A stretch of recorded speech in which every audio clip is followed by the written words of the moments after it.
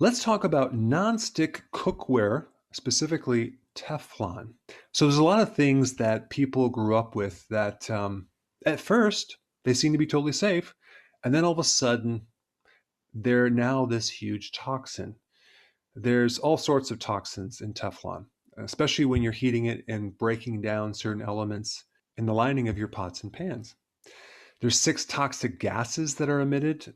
2 of them are global pollutants, and 1 is even lethal at low doses. So when there's a high amount of temperature, you get this degradation of this chemical, which is similar to a nerve gas. I'm not kidding. And so it can lead to liver damage, immune dysfunction, thyroid dysfunction, chronic kidney dysfunction, infertility, and the list goes on and on. But this is what I want to know. We've been using this for 70 years, and somewhat recently now it's a possible carcinogen. I mean, where were the studies 70 years ago? How did this get passed? So check this out. I'm going to read something to you. The chemical PFOA persists indefinitely in the environment. What does that mean? It means that it doesn't break down.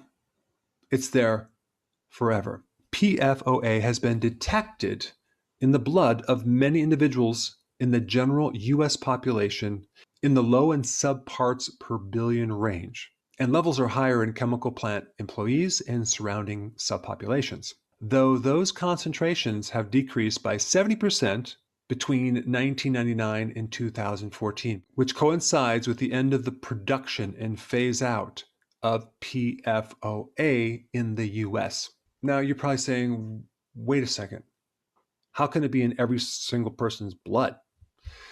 Well, check this out. The general population has been exposed to PFOA through massive dumping of C8 waste into the ocean and near the Ohio River Valley. So these chemicals tend to get into our environment, get into our food supply, and get into our bodies.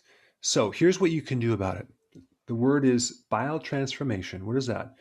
That is your body's ability to take these poisons and turn them into harmless particles through the liver. There are foods that you can be eating right now to help you break down these poisons and even plastics that are in your body. And you need to be consuming cruciferous vegetables on a regular basis, like the kale, the Brussels sprouts, the broccoli, the arugula, the radish. So if you are not familiar with those foods, I put a link down below. But cruciferous have the ability to decrease these poisons in your body. So it slowly gets rid of them without you feeling toxic, because it's almost impossible to avoid our toxic environment. You have to be doing things to constantly clean your body of these poisons. Anyway, sorry about the bad news, but I also gave you some good news of things that you can do to eliminate and remove these chemicals. Thanks for watching.